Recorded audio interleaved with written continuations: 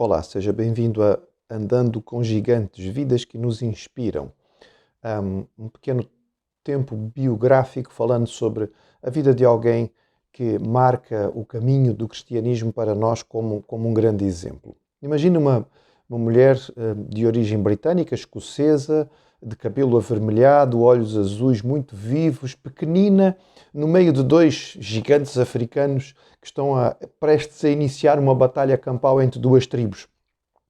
Esta cena não é apenas imaginada, é uma cena verdadeira e que fez parte da história extraordinária e impressionante da grande missionária que foi Mary Slessor. Mary Slessor nasceu na Escócia, na zona de Aberdeen, em 1848. Ela nasceu numa família muito pobre. Ela foi a segunda de 7 filhos. A sua mãe só teve um filho varão. O mais velho era um rapaz, John. E ela teve uma infância muito difícil. A sua família mudou-se para Dundee e morava nos bairros de lata da cidade, porque o pai era um alcoólatra e muitas vezes ficava sem trabalhar durante longos períodos. O que quer dizer que com 10, 11 anos Mary começou a trabalhar ao lado da sua mãe na tecelagem e assim ela trabalhava inicialmente apenas meio período para poder ajudar e continuar a estudar, mas a partir dos 14 anos ela trabalhava 10 horas por dia na tecelagem e era a principal fonte de recursos para a família, sendo a segunda filha. A sua mãe era uma crente devota, presbiteriana, e por isso a igreja acabou por ser uma parte importante da vida de Mary. Mary cresceu como professora de escola dominical e aprendeu a enfrentar a dureza do trabalho. Ela fazia trabalhos ao ar livre, muitas vezes era confrontada por gangues de rapazes violentos. Ela estava numa zona muito pobre da cidade de Dundee, mas ela era extremamente corajosa e enfrentava-os. Isso criou, digamos, o caráter que ia prepará-la para mais tarde. A sua igreja falava muito sobre missões e havia muita informação a respeito do trabalho que estava feito da missão presbiteriana em Calabar, atual Nigéria, e esta era algo que era um sonho para aquela família. A mãe de Mary esperava que o seu filho mais velho, John, pudesse seguir para o campo missionário. Mas John morreu quando Mary tinha 25 anos.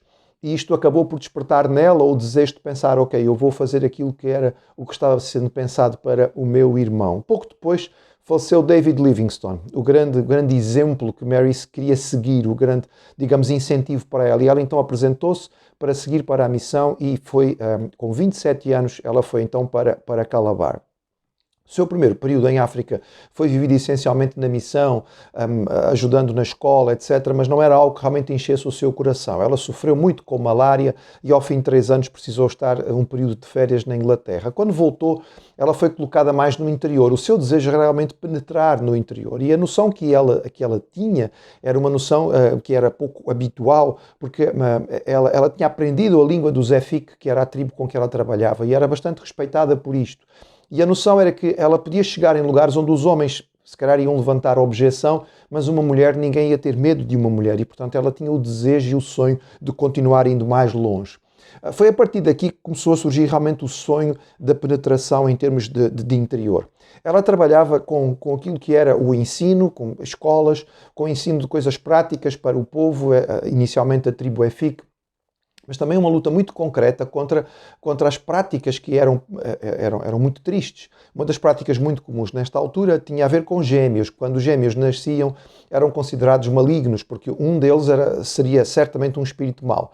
Como ninguém conseguia distinguir qual deles era o espírito mau, era comum eliminarem as duas crianças, ou matando, ou simplesmente colocando-as no meio do mato, e as mães muitas vezes eram proscritas para viverem em regiões isoladas. O Mary o que fez foi, ela ia buscar as crianças que tinham sido abandonadas no mato e começou a tomar conta delas e adotou muitas destas crianças. Janie foi a primeira que ela adotou e acabou por ser, digamos, a sua filha mais velha e mais tarde foi um grande apoio, um grande auxílio no trabalho missionário. Ela também ajudava as mães que tinham sido proscritas e desta maneira ia combatendo aquilo que era uma prática muito ruim. Quando já muitos poderiam dizer que o trabalho que ela tinha feito era suficiente e já muito significativo, Mary então resolveu ir trabalhar entre os Okoyong. Os Okoyong significavam uma região onde havia tribos canibais e os próprios Okoyong eram uma tribo conhecida pela sua violência e onde vários homens, missionários homens, tinham sido mortos. A ideia de enviar uma mulher solteira para trabalhar entre eles era considerado um absurdo, mas Mary era Mary e ela foi. A ideia que podemos ter talvez de uma missionária vestindo aquelas roupas vitorianas clássicas, não é? Sendo escoltada, não tem nada a ver com a realidade. A verdade é que Mary vivia de forma muito simples.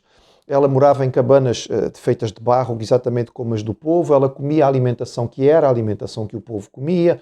Inclusive digo que ela não tinha muita preocupação em relação à higiene ou aos cuidados. As suas roupas eram roupas nativas e muitas vezes consideradas impróprias pelos missionários quando chegavam ali e a conheciam. Mas a verdade é que ao fazer isto, ela se aproximava do povo de uma forma especial. Ela ficou conhecida por todos como Mãe Branca. E ela era chamada para não somente resolver problemas, mas mesmo disputas. E foi nesta categoria que aconteceu aquela cena que eu vos mencionei inicialmente, quando duas facções de duas aldeias estavam prontas para a batalha. Mary simplesmente colocou-se no meio deles e, como se fosse uma mãe a repreender os filhos, ela simplesmente quase que puxou as orelhas aos líderes e disse assim: vocês não vão aqui guerrear, isto não é uma coisa certa, não se deve fazer. Ela continuou a combater a eliminação dos gêmeos e trabalhou para que pudesse chegar àquela região não apenas o ensino, não o cristianismo, mas também alguma forma de comércio que pudesse desviar estas tribos das várias práticas ruins, entre elas a escravatura, porque eles caçavam pessoas de outras aldeias para poder vender aos esclavagistas.